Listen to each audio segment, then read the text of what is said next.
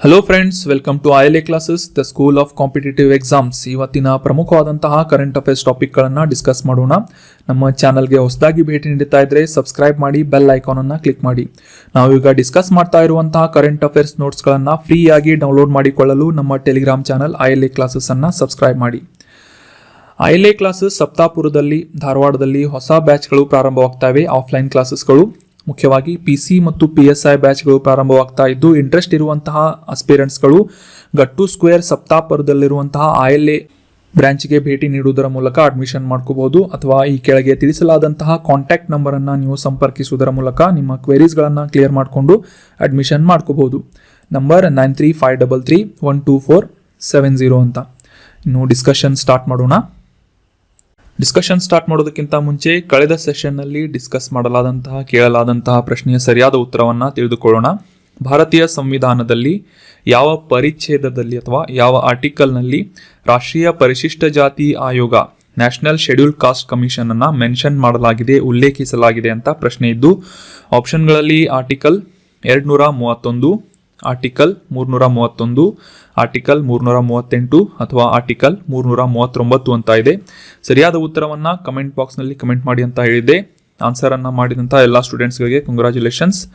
Article 338. So ಈ ಒಂದು ಸಂವಿಧಾನದ ಆರ್ಟಿಕಲ್ನಲ್ಲಿ ಪರಿಚ್ಛೇದದಲ್ಲಿ ರಾಷ್ಟ್ರೀಯ ಪರಿಶಿಷ್ಟ ಜಾತಿ ಆಯೋಗ ಅಥವಾ ಶೆಡ್ಯೂಲ್ಡ್ ಕಾಸ್ಟ್ ಕಮಿಷನ್ ಅನ್ನು ಮೆನ್ಷನ್ ಮಾಡಲಾಗಿದೆ. ಸೊ NCSC ಬಗ್ಗೆ ಕೆಲವೊಂದಿಷ್ಟು ಇಂಪಾರ್ಟೆಂಟ್ ಮಾಹಿತಿಗಳನ್ನು ತಿಳಿದುಕೊಳ್ಳೋದಾದರೆ, ನಮ್ಮ ಭಾರತದ ಕೇಂದ್ರ ಸರ್ಕಾರದ ಸಾಮಾಜಿಕ ನ್ಯಾಯ ಮತ್ತು ಸಬಲೀಕರಣ ಸಚಿವಾಲಯದ ಅಡಿಯಲ್ಲಿ ಅದರ ವ್ಯಾಪ್ತಿಯಲ್ಲಿ ಬರುವಂತಹ ಈ ಒಂದು national commission for scheduled cost ಅಥವಾ NCSC ಅಂತ ಏನು ಕರಿತೇವೆ, ಇದು ಒಂದು ಸಂವಿಧಾನಿಕವಾದಂತಹ ಕಾನ್ಸ್ಟಿಟ್ಯೂಷನಲ್ ಬಾಡಿಯಾಗಿ ಈ ಸಂವಿಧಾನದಲ್ಲಿ ಉಲ್ಲೇಖವಾಗಿದೆ. ಸೊ ಆಗಲೇ ಡಿಸ್ಕಸ್ ಮಾಡಿದ ಹಾಗೆ ಭಾರತದ ಸಂವಿಧಾನದ 338ನೇ ವಿಧಿಯ ಅಡಿಯಲ್ಲಿ ಅಥವಾ 38ನೇ ಈ ಆರ್ಟಿಕಲ್ನ ಅಡಿಯಲ್ಲಿ ಪರಿಶಿಷ್ಟ ಜಾತಿಯ ರಾಷ್ಟ್ರೀಯ ಆಯೋಗ ಅಥವಾ national commission for scheduled cost ಅನ್ನ ಮೆನ್ಷನ್ ಮಾಡಲಾಗಿದೆ. 1978ರಲ್ಲಿ ಪರಿಶಿಷ್ಟ ಜಾತಿ ಮತ್ತು ಪರಿಶಿಷ್ಟ ಪಂಗಡಗಳ ಮೊದಲ ಆಯೋಗವನ್ನ ಆಗಸ್ಟ್ 1978ರಲ್ಲಿ ಸ್ಥಾಪನೆ ಮಾಡಲಾಯಿತು. ಸ್ಥಾಪನೆ ಮಾಡಿದಂತಹ ವರ್ಷದಲ್ಲಿ ಈ ಪರಿಶಿಷ್ಟ ಜಾತಿ ಮತ್ತು ಪರಿಶಿಷ್ಟ ಪಂಗಡಗಳ ಈ ಎರಡೂ ಸಂಯೋಜಿತವಾದಂತಹ ಬಾಡಿಯನ್ನ ಎಸ್ಟಾಬ್ಲಿಷ್ ಮಾಡಲಾಗಿತ್ತು, ಆಯೋಗವನ್ನ. ಅದಾದ ನಂತರ 2003ರಲ್ಲಿ 89ನೇ ಸಂವಿಧಾನದ ತಿದ್ದುಪಡಿ, ನೆನಪಿಟ್ಕೊಳ್ಳಿ, ವೆರಿ ಇಂಪಾರ್ಟೆಂಟ್, 89ನೇ ಸಂವಿಧಾನದ ತಿದ್ದುಪಡಿ ಕಾಯ್ದೆ 2003ರಲ್ಲಿ ಈ ಪರಿಶಿಷ್ಟ ಜಾತಿಗಳು ಮತ್ತು ಪರಿಶಿಷ್ಟ ಪಂಗಡಗಳ ಈ ಒಂದು ಸಂಯೋಜಿತವಾದಂತಹ ಆಯೋಗವನ್ನ ಪ್ರತ್ಯೇಕ ಮಾಡಿ ಎರಡು ಪ್ರತ್ಯೇಕವಾದಂತಹ ಸಂಸ್ಥೆಗಳಾಗಿ ವಿಭಜಿಸಿ ಅಥವಾ ಬೈಫರ್ಕೇಟ್ ಮಾಡಿ ಆರ್ಟಿಕಲ್ 338ರಲ್ಲಿ ಪರಿಶಿಷ್ಟ ಜಾತಿಗಳ ರಾಷ್ಟ್ರೀಯ ಆಯೋಗ ಮತ್ತು ಆರ್ಟಿಕಲ್ 338A ಇದರಲ್ಲಿ ಪರಿಶಿಷ್ಟ ಜಾತಿಗಳ ಪಂಗಡಗಳ ರಾಷ್ಟ್ರೀಯ ಆಯೋಗ, ಶೆಡ್ಯೂಲ್ಡ್ ಟ್ರೈಬ್ಸ್ ನ್ಯಾಷನಲ್ ಕಮಿಷನ್ ಅಂತ ಇದನ್ನ ಬೈಫರ್ಕೇಟ್ ಮಾಡಲಾಯಿತು 2003ರಲ್ಲಿ ಆದಂತಹ 89ನೇ ಸಂವಿಧಾನದ ತಿದ್ದುಪಡಿಯಲ್ಲಿ. ಅದಕ್ಕಿಂತ ಮುಂಚೆ ಪರಿಶಿಷ್ಟ ಜಾತಿ ಮತ್ತು ಪರಿಶಿಷ್ಟ ಪಂಗಡಗಳ ಸಂಯೋಜಿತವಾದಂತಹ ಆಯೋಗವನ್ನ ಎಸ್ಟಾಬ್ಲಿಷ್ ಮಾಡಲಾಗಿತ್ತು. 2003ರಲ್ಲಿ ಇದನ್ನ ಬೈಫರ್ಕೇಟ್ ಮಾಡಿ ಆರ್ಟಿಕಲ್ 338 ಮತ್ತು ಆರ್ಟಿಕಲ್ 338A ಇದರಲ್ಲಿ ಪರಿಶಿಷ್ಟ ಜಾತಿ ಪರಿಶಿಷ್ಟ ಪಂಗಡಗಳ ರಾಷ್ಟ್ರೀಯ ಆಯೋಗವನ್ನ ಬೈಫರ್ಕೇಟ್ ಮಾಡಲಾಯಿತು. ಸೊ ಸರಿಯಾಗಿ ಕಮೆಂಟ್ ಬಾಕ್ಸ್ನಲ್ಲಿ ಕಮೆಂಟ್ ಮಾಡಿದಂತಹ ಎಲ್ಲ ಸ್ಟೂಡೆಂಟ್ಸ್ಗಳಿಗೆ ಕಂಗ್ರ್ಯಾಚುಲೇಷನ್ಸ್. ಇದೇ ರೀತಿ ಡಿಸ್ಕಷನ್ನಲ್ಲಿ ಭಾಗವಹಿಸ್ತಾ ಇರಿ. ಇನ್ನು ಇವತ್ತಿನ ಪ್ರಶ್ನೆಯನ್ನು ನೋಡೋಣ. ಈ ಕೆಳಗಿನ ಯಾವ ಸಂಸ್ಥೆಯು ವಿಶ್ವ ಮಾನವ ಅಭಿವೃದ್ಧಿ ಸೂಚ್ಯಂಕ ಅಥವಾ ಹ್ಯೂಮನ್ ಡೆವಲಪ್ಮೆಂಟ್ ಇಂಡೆಕ್ಸ್ HDI ಅಂತ ಸೂಚ್ಯಂಕದ ಹೆಸರು. ಸೊ ಈ ಸೂಚ್ಯಂಕವನ್ನ ಬಿಡುಗಡೆ ಮಾಡುವಂತಹ ಸಂಸ್ಥೆ ಯಾವುದು ಅಂತ ಪ್ರಶ್ನೆ ಕೇಳಲಾಗಿದೆ. ಆಪ್ಷನ್ಗಳಲ್ಲಿ ವರ್ಲ್ಡ್ ಟ್ರೇಡ್ ಆರ್ಗನೈಸೇಷನ್ ಅಥವಾ WTO, option 2 United Nation Organization UNO, option 3 UNDP ಅಂದರೆ ಯುನೈಟೆಡ್ ನೇಷನ್ ಡೆವಲಪ್ಮೆಂಟ್ ಪ್ರೋಗ್ರಾಮ್, ಅಥವಾ option 4 World Economic Forum WEF ಅಂತ ಇದೆ. ಸರಿಯಾದ ಉತ್ತರವನ್ನ ಆಪ್ಷನ್ಗಳೊಂದಿಗೆ ಕಮೆಂಟ್ ಬಾಕ್ಸ್ನಲ್ಲಿ ಕಮೆಂಟ್ ಮಾಡಿ. ಮುಂದಿನ ಸೆಷನ್ನಲ್ಲಿ ಈ ಹ್ಯೂಮನ್ ಡೆವಲಪ್ಮೆಂಟ್ ಇಂಡೆಕ್ಸ್ ಸೂಚ್ಯಂಕವನ್ನ ಯಾವ ಸಂಸ್ಥೆ ಬಿಡುಗಡೆ ಮಾಡುತ್ತೆ ಅಂತ ಡೀಟೇಲ್ ಆಗಿ ಅಂಡರ್ಸ್ಟ್ಯಾಂಡ್ ಮಾಡ್ಕೊಳ್ಳೋಣ. ಪ್ರಶ್ನೆ: ವಾಯು ಮಾಲಿನ್ಯವನ್ನ ನಿಯಂತ್ರಿಸಲು ಯಾವ ನಗರವು ಗ್ರೇಡೆಡ್ ಆಕ್ಷನ್ ಪ್ಲಾನ್ ಅಥವಾ GRAP ಅನ್ನ ಅಳವಡಿಸಿಕೊಂಡಿದೆ ಅಂತ ಪ್ರಶ್ನೆ ಇದೆ. ಆಪ್ಷನ್ಗಳಲ್ಲಿ ದೆಹಲಿ NCR ಅಂದ್ರೆ national capital region, option 2 Lucknow ನಗರ, ಆಪ್ಷನ್ 3 ಮುಂಬೈ, ಆಪ್ಷನ್ 4 ಪುದುಚೇರಿ. ಸರಿಯಾದ ಉತ್ತರ option 1 Delhi national capital region ನಲ್ಲಿ. ಈ ಒಂದು ಪ್ರದೇಶದಲ್ಲಿ ಮುಖ್ಯವಾಗಿ ಗ್ರೇಡೆಡ್ ಆಕ್ಷನ್ ಪ್ಲಾನ್ ಅಂತ ವಾಯು ಮಾಲಿನ್ಯವನ್ನ ನಿಯಂತ್ರಿಸುವ ಉದ್ದೇಶದಿಂದ ಸ್ಟೆಪ್ ಬೈ ಸ್ಟೆಪ್ ಆದಂತಹ ಕೆಲವೊಂದಿಷ್ಟು ಕ್ರಮಗಳನ್ನ ಕೈಗೊಳ್ಳಲಾಗ್ತಾ ಇದೆ. ಈ ಗ್ರೇಡೆಡ್ ರೆಸ್ಪಾನ್ಸ್ ಆಕ್ಷನ್ ಪ್ಲಾನ್ ಬಗ್ಗೆ ತಿಳ್ಕೊಳ್ಳೋದಾದ್ರೆ, ಪ್ರತಿ ವರ್ಷ ಈ ಚಳಿಗಾಲದ ಸಂದರ್ಭ ಸ್ಟಾರ್ಟ್ ಆಗೋದಕ್ಕಿಂತ ಮುಂಚೆ ದೆಹಲಿಯಲ್ಲಿ ಹೆಚ್ಚಿನ ಒಂದು ವಾಯು ಮಾಲಿನ್ಯವನ್ನ ಕಾಣಲಾಗುತ್ತೆ. ಸೊ ಹೀಗಾಗಿ ಈ ಹಠಾತ್ ಆದಂತಹ ಗಾಳಿಯ ಗುಣಮಟ್ಟದ ಒಂದು ಕುಸಿತವನ್ನ ಕಂಡಿರುವ ಒಂದು ಸಂದರ್ಭದಲ್ಲಿ ಈ ರಾಜಧಾನಿ ಪ್ರದೇಶ ಅಂದ್ರೆ ದೆಹಲಿಯಲ್ಲಿರುವಂತಹ ಕೋರ್ ರೀಜನ್ ಏನಿದೆ, ರಾಷ್ಟ್ರೀಯ ರಾಜಧಾನಿ ಪ್ರದೇಶ ಅಥವಾ ನ್ಯಾಷನಲ್ ಕ್ಯಾಪಿಟಲ್ ರೀಜನ್ ಅಂತ ಕರೆಯಲಾಗುತ್ತೆ.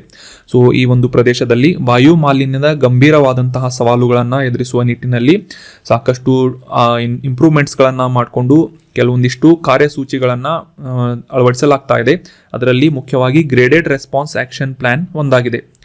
ಈ ಗ್ರೇಡೆಡ್ ಆಕ್ಷನ್ ರೆಸ್ಪಾನ್ಸ್ ಪ್ಲಾನ್ ಏನಿದೆ ಮುಖ್ಯವಾಗಿ ಹಂತವಾದಂತಹ ಒಂದು ಇಂಪ್ಲಿಮೆಂಟ್ ಮಾಡುವಂತಹ ಯೋಜನೆಯಾಗಿದ್ದು, ಇದರ ಮುಖ್ಯ ಉದ್ದೇಶ ಏನು ಅಂತಂದ್ರೆ ಗಾಳಿಯ ಗುಣಮಟ್ಟವನ್ನ ಇಂಪ್ರೂವ್ ಮಾಡುವ ನಿಟ್ಟಿನಲ್ಲಿ, ಆ ಒಂದು ಪೊಲ್ಯೂಷನ್ ಅನ್ನ ಕಂಟ್ರೋಲ್ ಮಾಡುವ ನಿಟ್ಟಿನಲ್ಲಿ ರಾಜ್ಯ ಸರ್ಕಾರದ ಸಹಯೋಗದಿಂದ ಈ ಒಂದು ಪ್ಲಾನ್ಗಳನ್ನ ಎಕ್ಸಿಕ್ಯೂಟ್ ಮಾಡಲಾಗುತ್ತೆ. 2017ರಲ್ಲಿ EPCA ಅಥವಾ ಎನ್ವೈರ್ಮೆಂಟಲ್ ಪೊಲ್ಯೂಷನ್ ಕಂಟ್ರೋಲ್ ಅಥಾರಿಟಿ, ಇದರಿಂದ ಈ ಒಂದು GRAP ಅನ್ನ ಪ್ರಿಪೇರ್ ಮಾಡಲಾಗಿತ್ತು. ಸೊ ಆವಾಗಿನಿಂದ ಈ ಒಂದು ಪ್ಲಾನ್ ಅನ್ನ ಪ್ರತಿ ವರ್ಷ ಈ ಒಂದು ಪೊಲ್ಯೂಷನ್ ಹೆಚ್ಚಾದಂತಹ ಸಂದರ್ಭದಲ್ಲಿ ಎಕ್ಸಿಕ್ಯೂಟ್ ಮಾಡಲಾಗುತ್ತೆ. ಮುಖ್ಯವಾಗಿ ತುರ್ತು ಪ್ರಕ್ರಿಯಾ ಕಾರ್ಯವಿಧಾನವಾಗಿ ಈ ಒಂದು ವಾಯು ಮಾಲಿನ್ಯ ಕಂಟ್ರೋಲ್ ಮಾಡುವಂತಹ GRAP ಅನ್ನ ಎಕ್ಸಿಕ್ಯೂಟ್ ಮಾಡಲಾಗ್ತಾ ಇದ್ದು, ಇಂಪ್ಲಿಮೆಂಟ್ ಮಾಡಲಾಗ್ತಾ ಇದ್ದು, ನಿರ್ದಿಷ್ಟ ಮಿತಿಯನ್ನ ಒಂದು ವಾಯು ಮಾಲಿನ್ಯದ ಒಂದು ಲೆವೆಲ್ ಅನ್ನ ಮೀರಿದಾಗ ಆ ಒಂದು ಸಂದರ್ಭದಲ್ಲಿ ಮಾತ್ರ ಈ GRAP ಅನ್ನ ಜಾರಿಗೊಳಿಸಲಾಗುತ್ತೆ. ಸೊ ಇದರಲ್ಲಿ ಕೆಲವೊಂದಿಷ್ಟು ಕ್ಯಾಟಗರಿಗಳನ್ನ ಮಾಡಲಾಗಿದ್ದು, ರಾಷ್ಟ್ರೀಯ ವಾಯು ಗುಣಮಟ್ಟ ಸೂಚ್ಯಂಕ ಅಂದ್ರೆ ಈ ನ್ಯಾಷನಲ್ ಏರ್ ಕ್ವಾಲಿಟಿ ಇಂಡೆಕ್ಸ್ ಅಂತ ಒಂದು ವರದಿಯನ್ನ ಬಿಡುಗಡೆ ಮಾಡಲಾಗುತ್ತೆ. ಸೊ ಆ ಒಂದು ಸೂಚ್ಯಂಕದಲ್ಲಿ ಈ 4 ಕ್ಯಾಟಗರಿಗಳನ್ನ ಮುಖ್ಯವಾಗಿ ಮಾಡಲಾಗಿದ್ದು, ಈ ವಾಯು ಗುಣಮಟ್ಟವನ್ನ, ಗಾಳಿಯ ಗುಣಮಟ್ಟವನ್ನ ಸೂಚಿಸುವಂತಹ ಕ್ಯಾಟಗರಿಗಳನ್ನ ಮಾಡಲಾಗಿದೆ. ಇದರಲ್ಲಿ ಮಧ್ಯಮ ಮತ್ತು ಕಳಪೆ ವರ್ಗದ ಈ ಒಂದು ಕ್ಯಾಟಗರಿ ಇದ್ದು, ಅದಾದ ನಂತರ ಅತ್ಯಂತ ಕಳಪೆ ಮತ್ತು ತೀವ್ರ ಪ್ಲಸ್ ಮತ್ತು ತುರ್ತು ಪರಿಸ್ಥಿತಿಗಳಂತಹ ಕೆಲವೊಂದಿಷ್ಟು ಕ್ಯಾಟಗರಿಗಳನ್ನ, ವರ್ಗಗಳನ್ನ ಈ ಒಂದು ಏರ್ ಕ್ವಾಲಿಟಿ ಇಂಡೆಕ್ಸ್ ಮುಖಾಂತರ ಮಾಡಲಾಗುತ್ತೆ. ಸೊ ಅದರ ಪ್ರಕಾರ ಅವಶ್ಯಕತೆ ಇರುವಂತಹ ಕೆಲವೊಂದಿಷ್ಟು ಕಾರ್ಯಸೂಚಿಗಳನ್ನ, ಗೈಡ್ಲೈನ್ಸ್ಗಳನ್ನ ಈ ಒಂದು ನ್ಯಾಷನಲ್ ಕ್ಯಾಪಿಟಲ್ ರೀಜನ್ ನಲ್ಲಿ ವಾಯು ಮಾಲಿನ್ಯ ನಿಯಂತ್ರಣಕ್ಕಾಗಿ ಇಂಪ್ಲಿಮೆಂಟ್ ಮಾಡ್ತಾ ಹೋಗುತ್ತೆ.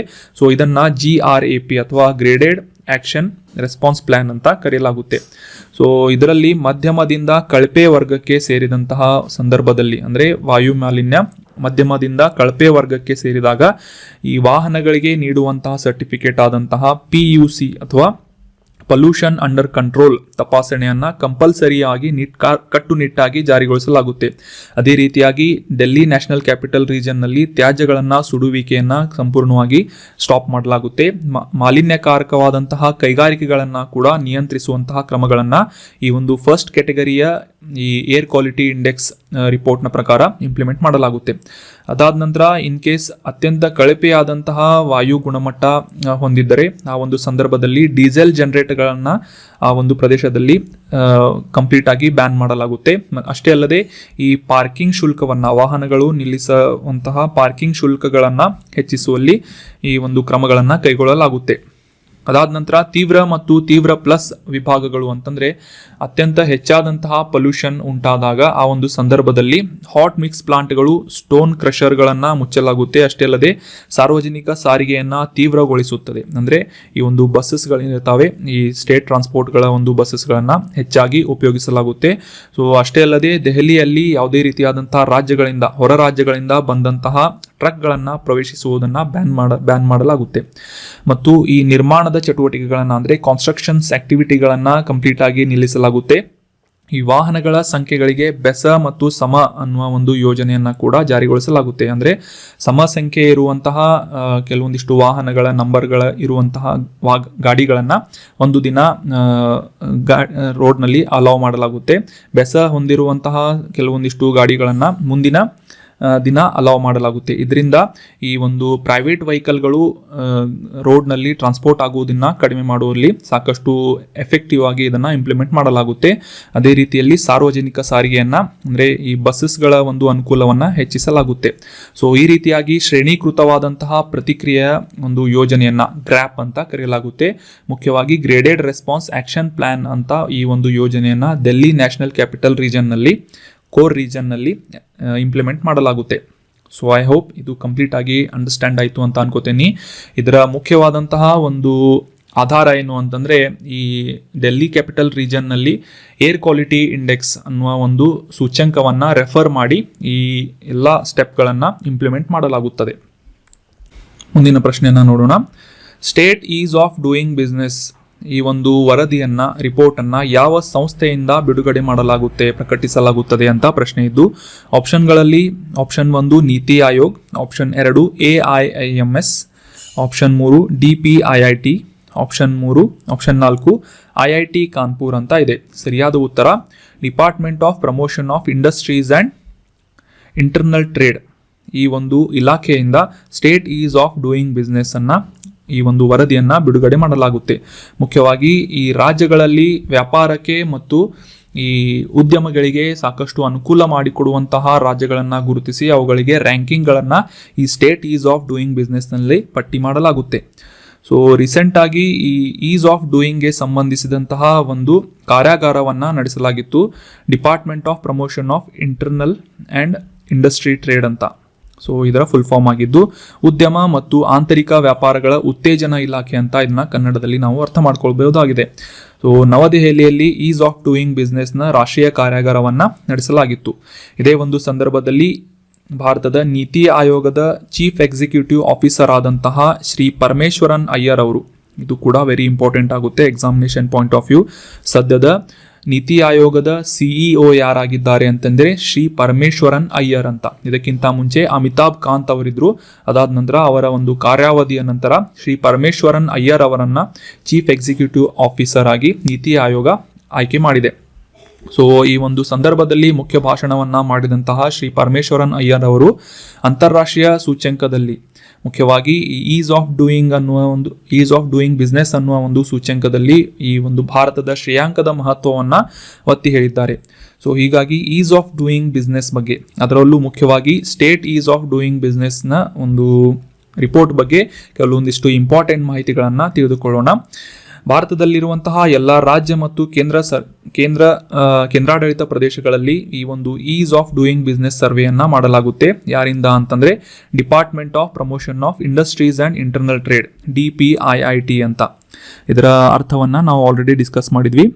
ಉದ್ಯಮ ಮತ್ತು ಆಂತರಿಕ ವ್ಯಾಪಾರಗಳ ಉತ್ತೇಜನ ಇಲಾಖೆ ಅಂತ ಇದನ್ನು ಕನ್ನಡದಲ್ಲಿ ನಾವು ಅರ್ಥ ಮಾಡ್ಕೋಬಹುದು. DPIIT ಅಂತ ವೆರಿ ಇಂಪಾರ್ಟೆಂಟ್, ನೋಟ್ ಮಾಡಿ ಇಟ್ಕೊಳ್ಳಿ. ಈ ಒಂದು ಸಂಸ್ಥೆಯಿಂದ ಇಲಾಖೆಯಿಂದ state ease of doing business ರ್ಯಾಂಕಿಂಗ್ಗಳನ್ನು ಪ್ರಕಟಿಸಲಾಗುತ್ತೆ. 2020 ಬಿಸ್ನೆಸ್ ರಿಫಾರ್ಮ್ಸ್ ಆಕ್ಷನ್ ಪ್ಲಾನ್ ಅಥವಾ BRAP ಅನ್ನುವ ಒಂದು ಯೋಜನೆಯ ಅಡಿಯಲ್ಲಿ ಈ ease of doing business ranking ಪಟ್ಟಿಯನ್ನು ಮಾಡಲಾಯಿತು. ಯಾರಿಂದ? DPIIT ಇಲಾಖೆಯಿಂದ. ಇದರ ಮುಖ್ಯ ಗುರಿಯನ್ನು ತಿಳ್ಕೊಳ್ಳೋದಾದರೆ ದೇಶದಾದ್ಯಂತ ಇರುವಂತಹ ರಾಜ್ಯಗಳು ಮತ್ತು ಕೇಂದ್ರಾಡಳಿತ ಪ್ರದೇಶಗಳಲ್ಲಿ ಈ ಹೂಡಿಕೆದಾರರಿಗೆ ಮತ್ತು ಉದ್ಯಮಿಗಳಿಗೆ ಒಂದು ಫ್ರೆಂಡ್ಲಿ ಆದಂತಹ ಎಕೋಸಿಸ್ಟಮ್ ಅಥವಾ ಪರಿಸರವನ್ನು ರೂಪಿಸುವ ನಿಟ್ಟಿನಲ್ಲಿ, ವ್ಯಾಪಾರಗಳನ್ನು ಸುಲಭ ಮಾಡುವಂತಹ ನಿಟ್ಟಿನಲ್ಲಿ ರಾಜ್ಯ ಮತ್ತು ಕೇಂದ್ರ ಸರ್ಕಾರಗಳು ಯಾವ ರೀತಿಯಾಗಿ ಕಾರ್ಯಕ್ರಮಗಳನ್ನು ಕೈಗೊಳ್ತಾ ಇವೆ ಅಂತ ಅನ್ನುವ ಒಂದು ಅಬ್ಸರ್ವೇಷನ್ನ ಮಾಡಿ ಈ ರ್ಯಾಂಕಿಂಗ್ಗಳ ಪಟ್ಟಿಯನ್ನು, is of doing business ranking ಪಟ್ಟಿಯನ್ನು DPIIT ಇಂದ ಬಿಡುಗಡೆ ಮಾಡಲಾಗುತ್ತೆ.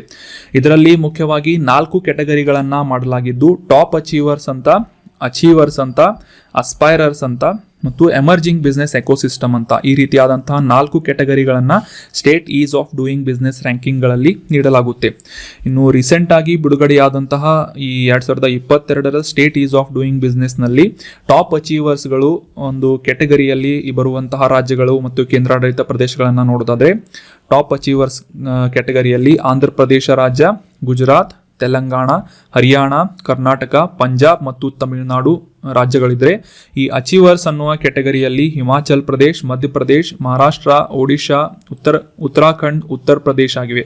ಅದಾದ ನಂತರ ಅಸ್ಪೈರರ್ಸ್ ಅನ್ನುವ ಒಂದು ಈಸ್ ಆಫ್ ಡೂಯಿಂಗ್ ಬಿಸ್ನೆಸ್ನಲ್ಲಿ ಕ್ಯಾಟಗರಿಯಲ್ಲಿ ನೋಡಿದರೆ ಅಸ್ಸಾಂ, ಕೇರಳ, ಗೋವಾ, ಛತ್ತೀಸ್ಗಢ, ಜಾರ್ಖಂಡ್, ಕೇರಳ ಆಲ್ರೆಡಿ ಡಿಸ್ಕಸ್ ಮಾಡಿದ್ವಿ, ರಾಜಸ್ಥಾನ್ ಮತ್ತು ವೆಸ್ಟ್ ಬೆಂಗಾಲ್ ಆಗಿವೆ. ಸೊ ಈ ರೀತಿಯಾದಂತಹ ಕ್ಯಾಟಗರಿಗಳನ್ನು ಮಾಡಲಾಗ್ತಾ ಇದ್ದು, ಎಮರ್ಜಿಂಗ್ ಬಿಸ್ನೆಸ್ ಎಕೋಸಿಸ್ಟಮ್ನಲ್ಲಿ ಡೆಲ್ಲಿ, ಪುದುಚೇರಿ, ತ್ರಿಪುರಾದಂತಹ ಮುಂತಾದ ಉಳಿದ ರಾಜ್ಯಗಳು ಮತ್ತು ಕೇಂದ್ರಾಡಳಿತ ಪ್ರದೇಶಗಳು ಸೇರಿಕೊಂಡಿವೆ. ನಮಗೆ exam point of view important ಇರೋದೇನು ಅಂತಂದರೆ, ಈ ಉದ್ಯಮವನ್ನು ಮತ್ತು ವ್ಯಾಪಾರವನ್ನು ಸುಲಭ ಮಾಡುವಂತಹ ಎಕೋಸಿಸ್ಟಮ್ ಡೆವಲಪ್ ಮಾಡುವಲ್ಲಿ ಈಸ್ ಆಫ್ ಡೂಯಿಂಗ್ ಬಿಸ್ನೆಸ್ ಅನ್ನುವ ಒಂದು ಸೂಚ್ಯಂಕದಲ್ಲಿ ಅಥವಾ ರಿಪೋರ್ಟ್ನಲ್ಲಿ ಕರ್ನಾಟಕಕ್ಕೆ ಟಾಪ್ ಅಚೀವರ್ಸ್ ಅನ್ನುವ ಒಂದು ಸ್ಥಾನದಲ್ಲಿ ಹಾಕಲಾಗಿದೆ. ಅದೇ ರೀತಿಯಾಗಿ ಕರ್ನಾಟಕದ ನೆರೆಹೊರೆಯ ರಾಜ್ಯಗಳನ್ನು ನೋಡೋದಾದರೆ ಇದರಲ್ಲಿ ಆಂಧ್ರ ಪ್ರದೇಶ್, ತೆಲಂಗಾಣ ಮತ್ತು ತಮಿಳುನಾಡು ರಾಜ್ಯಗಳು ಟಾಪ್ ಅಚೀವರ್ಸ್ ಲಿಸ್ಟ್ನಲ್ಲಿ ಬಂದಿದ್ರೆ, ಈ ಅಸ್ಪೈರರ್ಸ್ ಅನ್ನುವ ಒಂದು ಇದರಲ್ಲಿ ಯಾವುದು ಕ್ಯಾಟಗರಿಯಲ್ಲಿ ಕರ್ನಾಟಕದ ದಕ್ಷಿಣದಲ್ಲಿರುವಂತಹ ಕೇರಳ ರಾಜ್ಯಕ್ಕೆ ಅಸ್ಪೈರರ್ಸ್ ಅನ್ನುವ ಒಂದು ಈಸ್ ಆಫ್ ಡೂಯಿಂಗ್ ಸೂಚ್ಯಂಕದಲ್ಲಿ ರಿಪೋರ್ಟ್ನಲ್ಲಿ ಕ್ಯಾಟಗರಿಯಲ್ಲಿ ನೀಡಲಾಗಿದೆ ಈ ಒಂದು ಸ್ಥಾನವನ್ನು. ಸೊ ಐ ಹೋಪ್ ಇದು ಕ್ಲಿಯರ್ ಆಯಿತು ಅಂತ ಅನ್ಕೋತೀನಿ. ಅದೇ ರೀತಿಯಾಗಿ ಈ ಈಸ್ ಆಫ್ ಡೂಯಿಂಗ್ ಬಿಸ್ನೆಸ್ನ ಒಂದು ರಿಪೋರ್ಟನ್ನು ನೀಡುವಂತಹ department of promotion of industry and internal trade ಬಗ್ಗೆ, ಈ ಒಂದು ಇಲಾಖೆಯ ಬಗ್ಗೆ ತಿಳಿದುಕೊಳ್ಳೋಣ.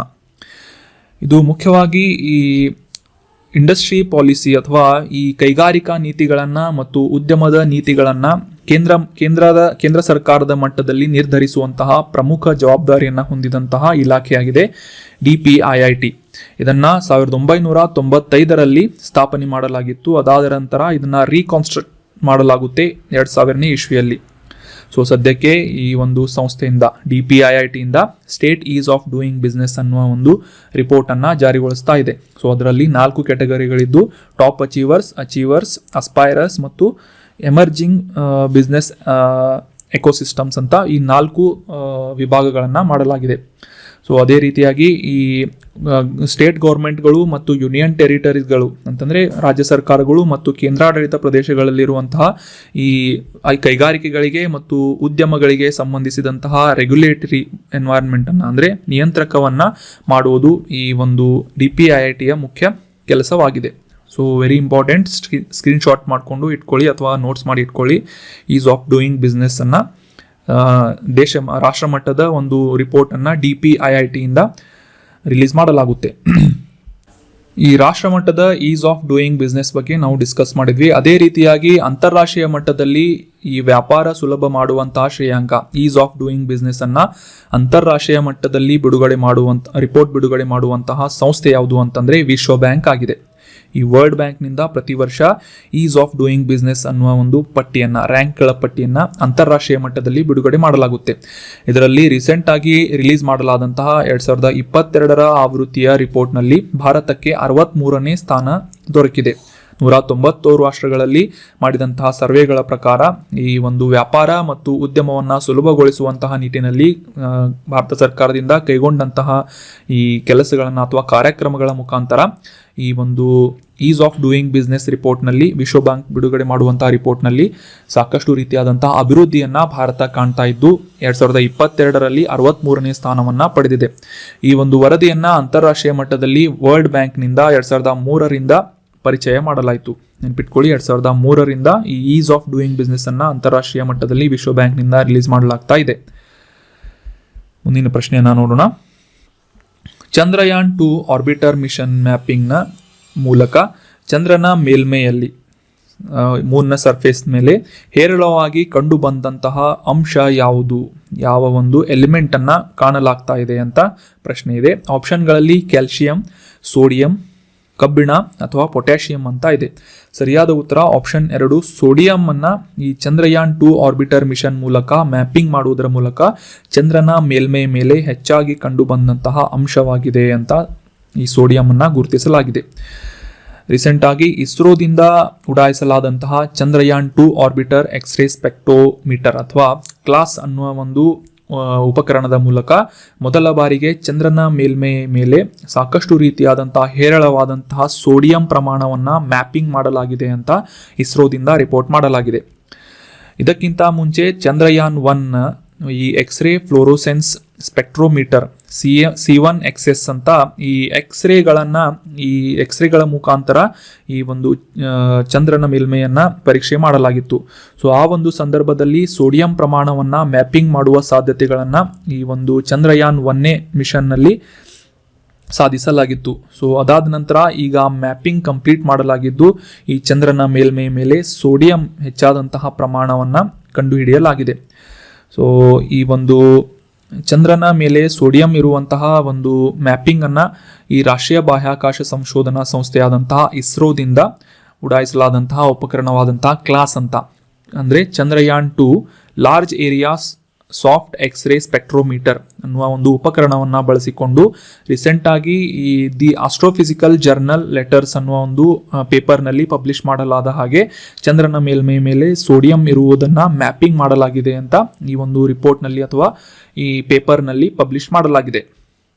ಸೊ ನೆನ್ಪಿಟ್ಕೊಳ್ಳಿ, ಚಂದ್ರನ ಮೇಲ್ಮೈ ಮೇಲೆ ಈ ಚಂದ್ರಯಾನ್ 2 ಮ್ಯಾಪಿಂಗ್ ಮಾಡಿದರ ಪ್ರಕಾರ ಈ ಸೋಡಿಯಂ ಪ್ರಮಾಣ ಹೆಚ್ಚಾದಂತಹ ಒಂದು ಮ್ಯಾಪಿಂಗ್ ಅನ್ನ ಇನ್ಫಾರ್ಮೇಶನ್ ಅನ್ನ ಶೇರ್ ಮಾಡಿಕೊಳ್ಳಲಾಗಿದೆ. ಮುಂದಿನ ಪ್ರಶ್ನೆಯನ್ನ ನೋಡೋಣ. ವಂದೇ ಭಾರತ್ ಎಕ್ಸ್ಪ್ರೆಸ್ ರೈಲಿನ ಬೋಗಿಗಳನ್ನ ಯಾವ ಸಂಸ್ಥೆ ಅಥವಾ ಯಾವ ಒಂದು ಫ್ಯಾಕ್ಟರಿಯಿಂದ ತಯಾರಿಸಲಾಗಿದೆ ಅಂತ ಪ್ರಶ್ನೆ ಇದ್ದು, ಆಪ್ಷನ್ಗಳಲ್ಲಿ BHEL Bharat forge limited, option 3 Chennai rail coach factory, option 4 DRDO ಅಂತ ಇದೆ. ರೀಸೆಂಟ್ ಆಗಿ 4ನೇ ವಂದೇ ಭಾರತ್ ಎಕ್ಸ್ಪ್ರೆಸ್ ರೈಲಿನ ಒಂದು ಉದ್ಘಾಟನೆಯನ್ನ ಮಾಡಲಾಗಿದ್ದು ಇದರ ಬೋಗಿಗಳನ್ನ ನಿರ್ಮಾಣ ಮಾಡಿದಂತಹ ಸಂಸ್ಥೆ ಅಥವಾ ಫ್ಯಾಕ್ಟರಿ ಯಾವುದು ಅಂತಂದ್ರೆ Chennai rail coach factory. So ಇಲ್ಲಿಂದ ಈ ಬೋಗಿಗಳನ್ನ ಡೆವಲಪ್ ಮಾಡಲಾಗಿದೆ. ಕಾಂಟೆಕ್ಸ್ಟ್ ಅನ್ನ ಅರ್ಥ ಮಾಡ್ಕೊಳ್ಳೋದಾದ್ರೆ ಪ್ರಧಾನಮಂತ್ರಿ ನರೇಂದ್ರ ಮೋದಿ ಅವರು ಇತ್ತೀಚೆಗೆ ಹಿಮಾಚಲ್ ಪ್ರದೇಶದ ಊನಾದಿಂದ ನವದೆಹಲಿಯವರೆಗೆ ವಂದೇ ಭಾರತ್ ಎಕ್ಸ್ಪ್ರೆಸ್ ಈ ರೈಲಿನ ಚಾಲನೆಯನ್ನ ನೀಡಿದ್ದಾರೆ ಅಂತ ಕಾಂಟೆಕ್ಸ್ಟ್ ಇದೆ. ಇದು ದೇಶದಲ್ಲಿ ಪರಿಚಯಿಸಲಾದಂತಹ 4ನೇ ವಂದೇ ಭಾರತ್ ರೈಲ್ ಆಗಿದ್ದು ಇದು ಈ ಹಿಮಾಚಲ್ ಪ್ರದೇಶದ ಊನಾದಿಂದ ನವದೆಹಲಿಗೆ ಪ್ರಯಾಣವನ್ನ ಬೆಳೆಸಿದೆ. ಈ ರೈಲಿನ ಬೋಗಿಗಳನ್ನ ಚೆನ್ನೈ ರೈಲ್ ಕೋಚ್ ಫ್ಯಾಕ್ಟರಿಯಿಂದ ದೇಶೀಯವಾಗಿ ಅಂದ್ರೆ ಸ್ಥಳೀಯವಾದಂತಹ ಫ್ಯಾಕ್ಟರಿಯಿಂದ ಡೆವಲಪ್ ಮಾಡಲಾಗಿದೆ. ಈ ರೈಲಿನ ಬಗ್ಗೆ ಕೆಲವೊಂದಿಷ್ಟು ಇಂಪಾರ್ಟೆಂಟ್ ಮಾಹಿತಿಗಳನ್ನ ತಿಳ್ಕೊಳ್ಳೋದಾದ್ರೆ ಮುಖ್ಯವಾಗಿ ದೇಶದಾದ್ಯಂತ ಪ್ರವಾಸೋದ್ಯಮವನ್ನ ಹೆಚ್ಚಿಸುವ ನಿಟ್ಟಿನಲ್ಲಿ ಈ ವಂದೇ ಭಾರತ್ ಎಕ್ಸ್ಪ್ರೆಸ್ ರೈಲನ್ನ ಸ್ಟಾರ್ಟ್ ಮಾಡಲಾಗಿದ್ದು ಆರಾಮದಾಯಕವಾದಂತಹ ವೇಗದ ಪ್ರಯಾಣವನ್ನ ಜನರಿಗೆ ಅಂದ್ರೆ ಪ್ರಯಾಣಿಕರಿಗೆ ನೀಡುವ ಉದ್ದೇಶದಿಂದ ಈ ಒಂದು ವಂದೇ ಭಾರತ್ ಎಕ್ಸ್ಪ್ರೆಸ್ ರೈಲಿನ ಪರಿಚಯವನ್ನ ಮಾಡಲಾಗಿದೆ. ಇದನ್ನ ಟೆಸ್ಟಿಂಗ್ ಮಾಡುವಂತಹ ಸಂದರ್ಭದಲ್ಲಿ ಪರೀಕ್ಷಾರ್ಥವಾಗಿ ಓಡಿಸಲಾದಂತಹ ಸಂದರ್ಭದಲ್ಲಿ ಗಂಟೆಗೆ 80 ಕಿಲೋಮೀಟರ್ ವೇಗದಲ್ಲಿ ಸಾಗುವಂತಹ ಕೆಪಾಸಿಟಿಯನ್ನ ಈ ವಂದೇ ಭಾರತ್ ಎಕ್ಸ್ಪ್ರೆಸ್ ರೈಲು ಹೊಂದಿದ್ದು ಪ್ರಯಾಣಿಕರ ಸಂದರ್ಭದಲ್ಲಿ ಸೇವೆಯನ್ನ ನೀಡುವಂತಹ ಸಂದರ್ಭದಲ್ಲಿ ಗರಿಷ್ಠ 160 ಕಿಲೋಮೀಟರ್ಗಳ ವೇಗದಲ್ಲಿ ಸಾಗುವಂತಹ ಸಾಮರ್ಥ್ಯವನ್ನ ವಂದೇ ಭಾರತ್ ಎಕ್ಸ್ಪ್ರೆಸ್ ರೈಲು ಹೊಂದಿದೆ. ಅಷ್ಟೇ ಅಲ್ಲದೆ ಈ ಒಂದು ಕೋಚ್ಗಳಲ್ಲಿ ಅಂತಂದ್ರೆ ಬೋಗಿಗಳಲ್ಲಿ ಸ್ವಯಂ ಚಾಲಿತವಾದಂತಹ ಆಟೋಮೆಟಿಕ್ ಡೋರ್ಗಳನ್ನ ಓಪನ್ ಕ್ಲೋಸ್ ಮಾಡುವಂತಹ ವ್ಯವಸ್ಥೆ ಇದ್ದು GPS ಆಧಾರಿತವಾದಂತಹ ಆಡಿಯೋ ವಿಡಿಯೋ ದೃಶ್ಯಗಳನ್ನ ಕೂಡ ಈ GPS ಮಾಹಿತಿಯನ್ನ ಇದರಲ್ಲಿ ಪ್ರಯಾಣಿಕರು ಪಡೆಯಬಹುದಾಗಿದೆ. ಅಷ್ಟೇ ಅಲ್ಲದೆ ಆನ್ ಬೋರ್ಡ್ ಹಾಟ್ಸ್ಪಾಟ್ಗಳನ್ನ ಇದರಲ್ಲಿ ನೀಡಲಾಗಿದ್ದು ಮನೋರಂಜನಾ ಉದ್ದೇಶದಿಂದ ವೈಫೈ ಅನುಕೂಲವನ್ನ ಕೂಡ ನೀಡಲಾಗಿದ್ದು ಇದರಲ್ಲಿ ಅತ್ಯಂತ ಆರಾಮದಾಯಕವಾದಂತಹ ಆಸನಗಳನ್ನ ಅಳವಡಿಸಲಾಗಿದೆ. ಸೊ ನೆನ್ಪಿಟ್ಕೊಳ್ಳಿ, ವಂದೇ ಭಾರತ್ ಎಕ್ಸ್ಪ್ರೆಸ್ ವೇ ಇದರ ಬೋಗಿಗಳನ್ನ ಚೆನ್ನೈ ರೈಲ್ ಕೋಚ್ ಫ್ಯಾಕ್ಟರಿಯಿಂದ ನಿರ್ಮಾಣ ಮಾಡಲಾಗಿದೆ. ಮುಂದಿನ ಪ್ರಶ್ನೆಯನ್ನು ನೋಡೋಣ. ಯಾವ ದಿನವನ್ನ ವಿಶ್ವ ಸ್ಲಾತ್ ಕರಡಿ ದಿನವೆಂದು ಆಚರಿಸಲಾಗುತ್ತದೆ ಅಂತ ಪ್ರಶ್ನೆ ಇದ್ದು ಆಪ್ಷನ್ಗಳಲ್ಲಿ ಜನವರಿ 14, ಜೂನ್ 21, ಅಕ್ಟೋಬರ್ 12 ಅಥವಾ ಅಕ್ಟೋಬರ್ 15 ಅಂತ ಇದೆ. ಸರಿಯಾದ ಉತ್ತರ ಪ್ರತಿ ವರ್ಷ ಅಂದ್ರೆ ಇದೇ ಮೊದಲನೇ ಬಾರಿಗೆ ಅಕ್ಟೋಬರ್ 12ರಂದು ವಿಶ್ವ ಸ್ಲಾತ್ ಕರಡಿ ದಿನ, ಸ್ಲಾತ್ ಬೇರ್ ಅಂತ ಇದನ್ನ ಕರೆಯಲಾಗುತ್ತೆ.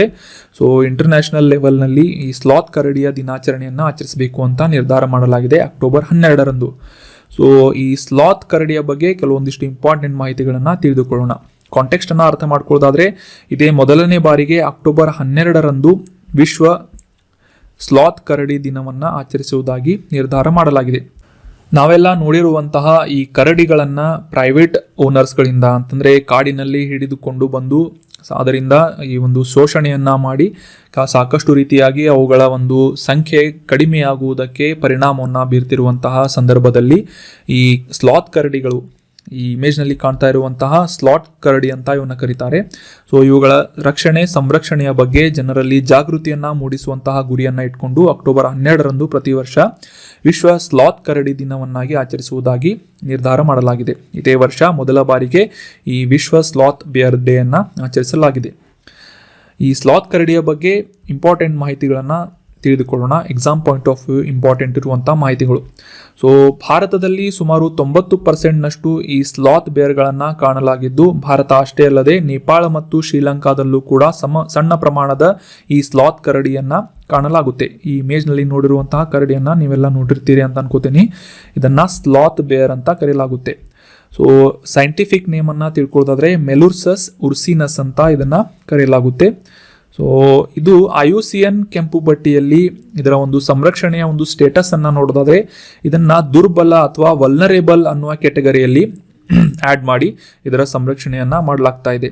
ಅದೇ ರೀತಿ ಭಾರತದ ವನ್ಯಜೀವಿ ರಕ್ಷಣಾ ಕಾಯ್ದೆ ಅಥವಾ ವೈಲ್ಡ್ ಲೈಫ್ ಪ್ರೊಟೆಕ್ಷನ್ ಆಕ್ಟ್ 1972ರ ಈ ಒಂದು ಆಕ್ಟ್ ಅಡಿಯಲ್ಲಿ ಈ ಒಂದು ಕರಡಿಗಳ ಸಂರಕ್ಷಣೆಗಾಗಿ ಇವುಗಳನ್ನು ಶೆಡ್ಯೂಲ್ 1 ಪಟ್ಟಿಯಲ್ಲಿ ಆಡ್ ಮಾಡಲಾಗಿದೆ. ಭಾರತದಲ್ಲಿ ಯಾವ ರೀತಿ ಹುಲಿಗಳು, ಗೆಂಡಾಮೃಗಗಳು, ಆನೆಗಳಿಗೆ ನೀಡುವಂತಹ ಮಟ್ಟದ ಸಂರಕ್ಷಣೆಯನ್ನ ಈ ಸ್ಲಾತ್ ಕರಡಿಗಳಿಗೂ ಕೂಡ ನೀಡಲಾಗುತ್ತೆ. ಈ ಸ್ಲಾತ್ ಕರಡಿಗಳು ಜಮ್ಮು ಕಾಶ್ಮೀರ, ಈಶಾನ್ಯ ರಾಜ್ಯಗಳನ್ನು ಹೊರತುಪಡಿಸಿ ದೇಶದ ಎಲ್ಲಾ ಭಾಗಗಳಲ್ಲೂ ಕೂಡ ಕಂಡುಬರುವಂತಹ ಪ್ರಾಣಿಯಾಗಿವೆ ಸ್ಲಾತ್ ಕರಡಿ.